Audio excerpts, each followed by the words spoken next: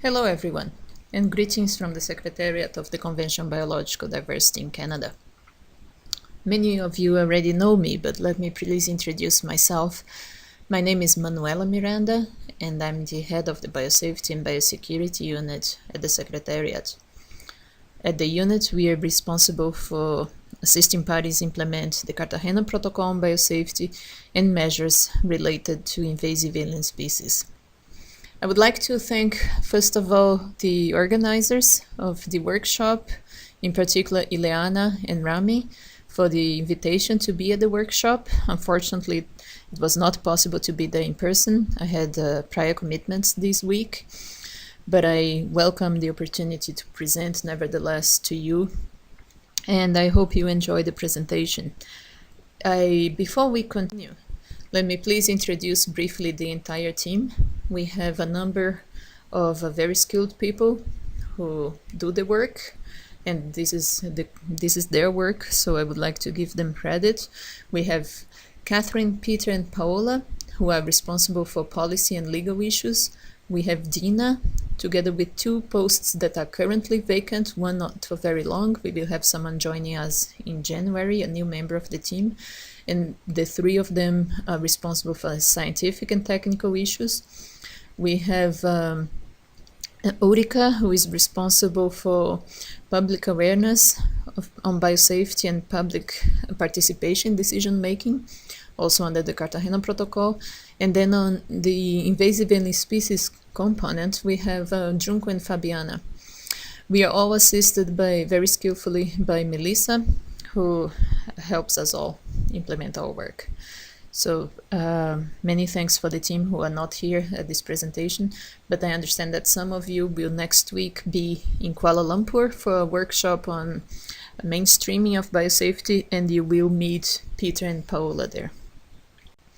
So let's move on to the presentation. I'll be talking about the Cartagena Protocol on biosafety, and specifically my presentation will have a short introduction of the history of the protocol, what is biosafety, what are living modified organisms, the objective and scope of the Cartagena Protocol, an overview of some types of living modified organisms, or LMOs, the competent national authorities and their role. I'll talk a little bit about risk assessment as a core issue of the Cartagena Protocol, but also about other provisions. I'll not talk so much about the biosafety clearinghouse because I understand that you will cover that extensively throughout the week with the help also of the regional advisors and Ileana and Rami. So let's go back in time a little bit, more precisely 25 years, when the Agenda 21 was adopted at the Rio Summit in 1992. If you look here at the second paragraph that's on the screen, the text in bold, and we read it, only when adequate and transparent safety and border control procedures are in place will the community at large be able to derive maximum benefit from and be in a much better position to accept the potential benefits and risks of biotechnology. That was the seed of the Cartagena Protocol, the embryo, if you wish, of the Cartagena Protocol, where it all started. There was also the Convention on Biological Diversity and its Article 8 that called parties to establish and maintain means to regulate, manage, or control the risks associated with the use and release of living modified organisms resulting from biotechnology, which are likely to have adverse environmental impacts that could affect the conservation sustainable use of biological diversity, take into account the risks to human health. So Article 8 of the Convention called for means to regulate, which could be through a protocol, for example, and the risks of living modified organisms to the conservation sustainable use of biodiversity, but also risks to human health. If we look at briefly at the timeline of the biosafety protocol, we'll see we spoke about what happened in 1992 that you see at the top. Then the following 8 years were spent on the negotiations. Parties negotiated very heavily the biosafety protocol, leading to its adoption in 2000. In 2003, the Cartagena Protocol entered into force, and now 2017 we have 171 parties to the Cartagena Protocol, which means that the protocol is a very large multilateral environmental agreement with not universal membership, but quite significantly. So we have the majority of countries are signatories to the Cartagena Protocol. Now let's backtrack a bit. What is biosafety? While there is no international definition fully accepted to what biosafety is, there is a general agreement that biosafety are safety measures aimed at regulating, managing, or controlling the risks associated with the use and release of living modified organisms resulting from modern biotechnology, which are likely to have adverse environmental impacts that could affect the conservation sustainable use of biological diversity, taking into account the risks to human health. So again, we see the issue of conserving and using sustainably biodiversity, and also take into account the risks to human health. So the two components, environmental conservation and human health. So still on the definitions, or trying to understand where we're coming from, what are living modified organisms? The term refers to any living, and I would like to stress the word living, the nature of the organism. It's no longer a dead organism. It has to be while the organism is still living, that possesses a novel combination of genetic material obtained through the use of modern biotechnology. So for a living organism, a living modified organism, so an LMO to be an LMO, it has to be a living organism, have a novel combination of genetic material, and be obtained through modern biotechnology. The techniques of modern biotechnology, at the time when the protocol was negotiated, focused on in vitro nucleic acid techniques and cell fusion. The great majority of GMOs or LMOs produced to date were through in vitro nucleic acid techniques. Cell fusion at the time was thought to be something important, but it turned out that there is nothing. It has not reached its expectations, and so we are talking really about in vitro nucleic acid techniques.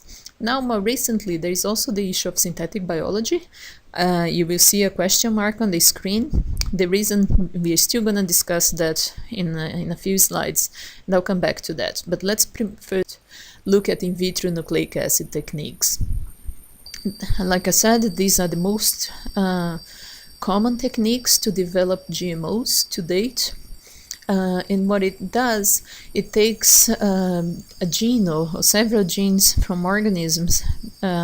These are genes of interest. They are genes that bring characteristics that the developer is looking for. And what you see on the screen, it's a molecule of DNA in gray, where a piece of the DNA is taken out. So the organism that donates the DNA is called the donor organism, and then that piece of DNA is inserted into another genome, and that's called the recipient organism that you see there in light orange. So the genetic modification of plants can be done through two main techniques. One method is called the agrobacterium method, and the other one is called a particle gun. In the agrobacterium method, the DNA of interest, which you see as a little piece of in red here on the left half of the slide at the top, the little piece of DNA is inserted into a vector, and then that's put inside an agrobacterium, and then that agrobacterium is transferred into plant cells through infection. The particle gun method, which you see on the right half of the slide on the screen, is really through a gun that shoots particles, usually gold particles that contain the DNA, into cells. What happens, no matter which of the methods was used, is that then the cells are modified, the cells are multiplied into a callus, then the plants are regenerated into a full-grown plant, which are then tested to see first if they have the characteristics that are desired, if they incorporate the foreign DNA, so if they have the transgenes, and if there are no other undesirable characteristics that were introduced throughout the modification. So these are tests that are done by the developers before something is brought to field trials and to research experimentation, certainly before commercialization.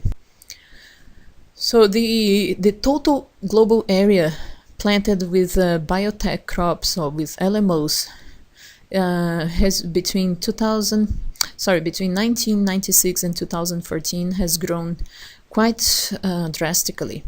If you see the blue line on the screen, that's the total acreage of GM crops being planted in the last almost 20 years, from 96 to 2014.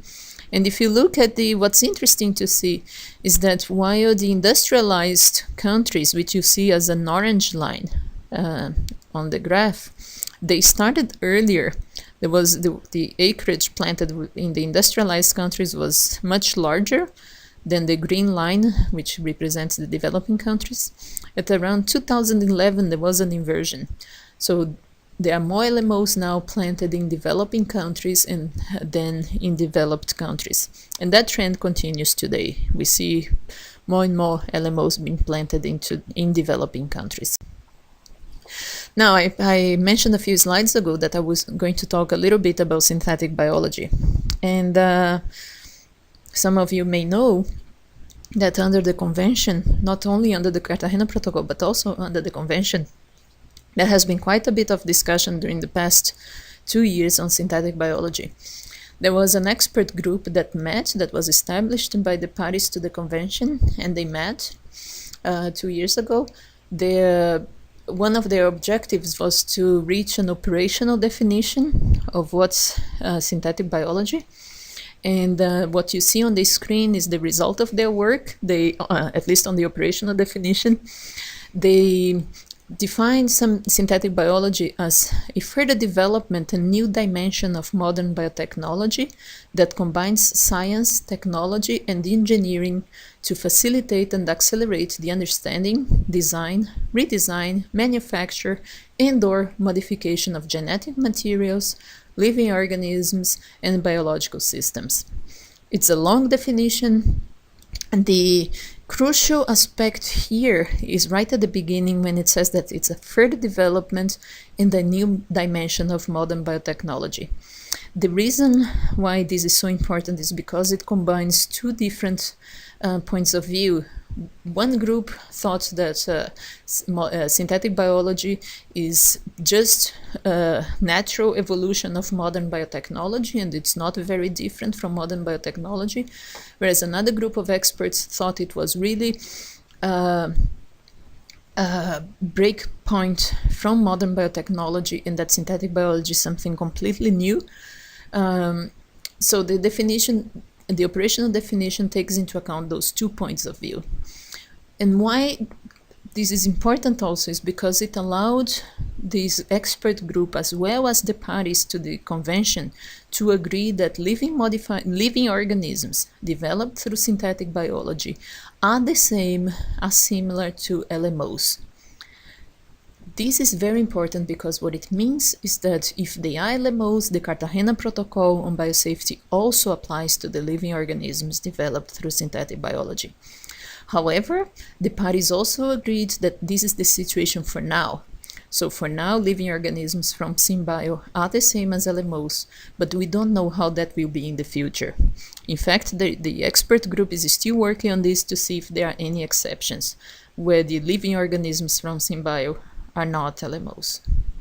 Synthetic biology also has other aspects which are not living organisms. They are what we call the components and products of synthetic biology, and those would not be covered by the Cartagena Protocol. That's why it's important for the Cartagena Protocol and the Convention to work together to try to assist countries in maximizing the benefits, but also ensuring that there are no adverse effects arising from synthetic biology. The importance of the Cartagena Protocol when the protocol was negotiating was Very important, there has been through the first decade of the year 2000s, there has been an enormous increase, as we saw in that graph before, in the area around the globe that's been planted with GM crops. So let's look at this timeline here. When we see at the left of the screen, in 1978, the first LMO, that was a bacterium, was produced. Almost 20 years later, the first LMO was commercialized. That was a tomato. Then we see an exponential increase, also shown in that slide that we saw a few slides ago in that graph. We saw an exponential increase in the production and adoption of LM crops between the year 2000 and 2010, with the global area planted with LMOs reaching 150 million hectares. Towards 2010, the first genetically modified animal was produced. Then some years later, in 2014, the Atlantic salmon, genetically modified Atlantic salmon, was commercialized. Now, if we look at synthetic biology, it really started the first time that a technique considered used in synthetic biology called CRISPR was used as a tool for genome editing. Now, we are no longer talking about modification where you have no control where in the genome that your gene of interest is going to be introduced, but we are talking about a tool that allows a precise modification of the genome, sometimes very small modifications, but very precise, exactly where you want or the developer wants it to be. So in 2012, CRISPR was used for the first time as a tool for genome editing. Just a year later, the first CRISPR plants were produced. In 2016, so 3 years after the first plant was produced, the US, the United States of America, decided that organisms produced through CRISPR would not be regulated. They did not deem necessary to regulate these organisms. And in 2017, the first clinical trial on humans using CRISPR was approved. So what I would like to show with these slides is how long it took for the LMOs that were developed through more traditional biotechnology techniques to be developed and commercialized, and how fast, in contrast, how fast synthetic biology tools such as CRISPR are being adopted and used and being commercialized. This is why I think the Cartagena Protocol, in my opinion, is going through a second wave of relevance to international governments. It's the means that governments have to regulate the import of organisms developed through biotechnology, including synthetic biology. So the speed in which these organisms are being developed is enormous. It's going to be a challenge for countries on how to regulate these organisms. How to, of course, the benefits are there. It's undeniable. CRISPR now has a potential to revolutionize modern biotechnology and bring a lot of benefits, but it's also important that this is done in a safe manner and that countries are prepared to deal with these safety issues. So let's go back a little bit to the objective of the protocol. It's a long text, we'll not read everything, but I would like to focus on part of the middle of the paragraph where you see now in dark on the screen. The objective is the safe transfer, handling, and use of living modified organisms resulting from modern biotechnology. So we saw what LMOs are, we saw what modern biotechnology is, and the protocol, the objective is to ensure the safe transfer, handling, and use of those LMOs. LMOs have many different uses, according to the Cartagena Protocol. They can be intended for introduction in the environment, they can be intended for direct use as food, feed, or for processing, they can be in transit, for instance, passing from being imported from country A through country B to country and then being imported into country C.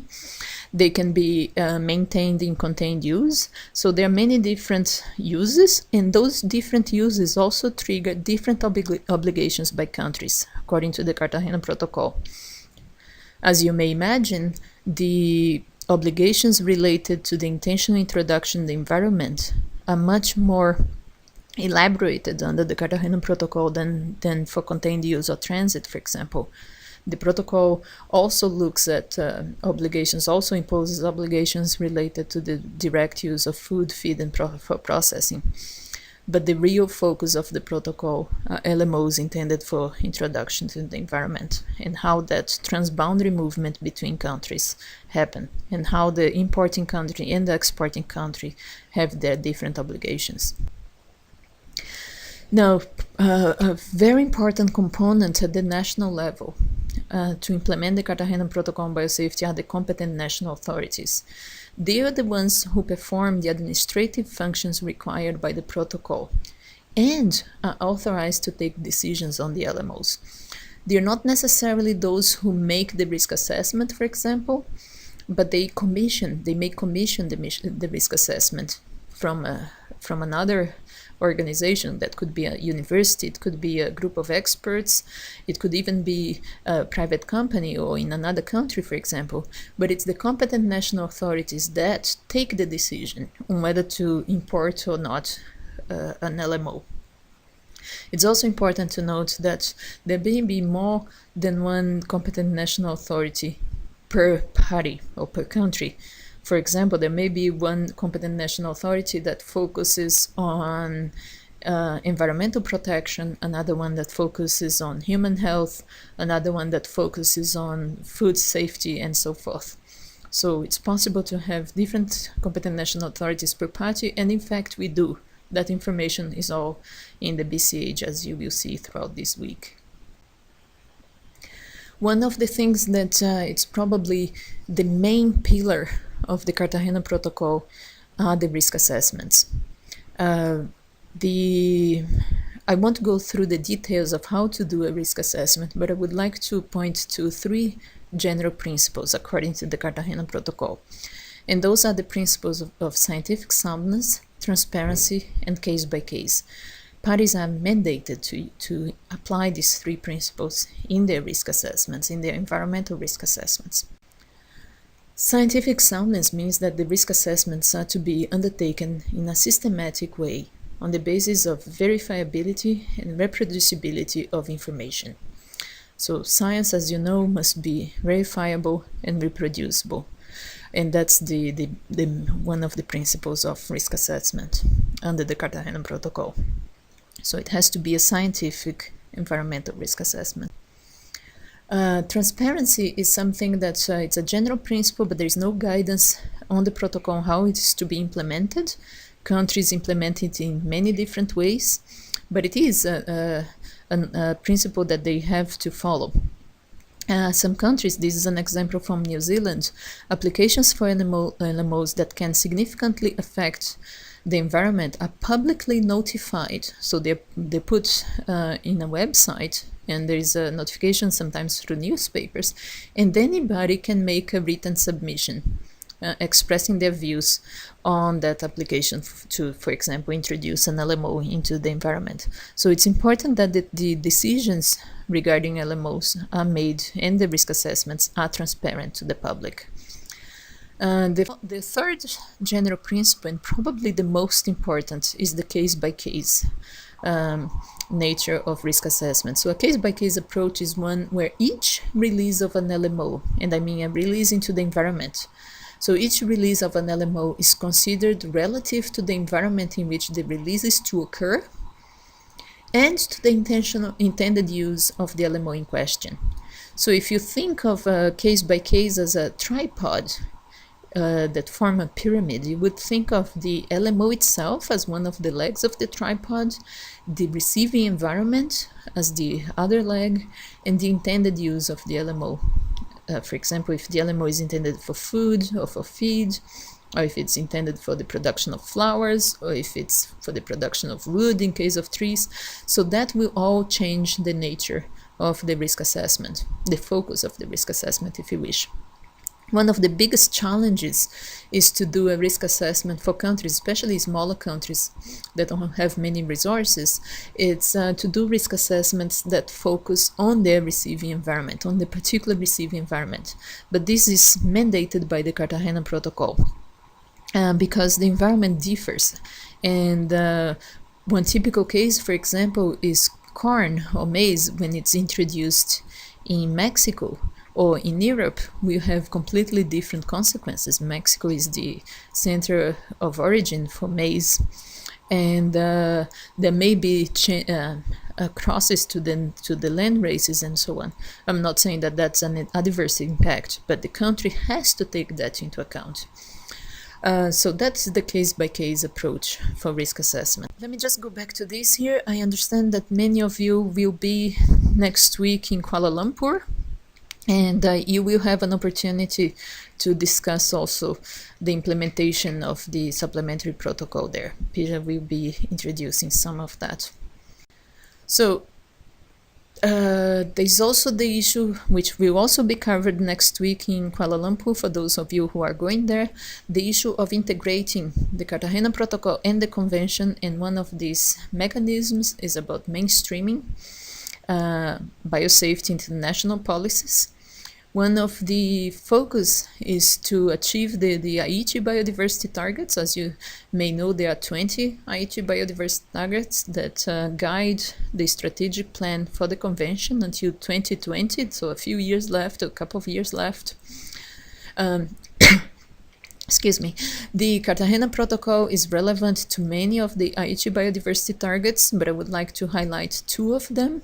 The first one is Target 13, which relates to genetic diversity of cultivated plants and farmed and domesticated animals and of wild relatives. So it's directly relevant to the objective of the protocol to avoid the loss of genetic diversity. And also Target 19, that relates to the knowledge, the science base and technologies relating to biodiversity are improved, widely shared and transferred. So it's the transfer of technology. The protocol enables the transfer of technologies related to biotechnologies for countries who want to use biotechnology but also implement biosafety measures. So beyond the convention, the protocol also plays a very important role in achieving in helping countries achieve the Sustainable Development Goals. There are several goals that are very related to the Cartagena Protocol. For example, goals 1 on reducing poverty, 2 reducing hunger, and 3 promoting good health and well-being, very much affected by the implementation of the Cartagena Protocol.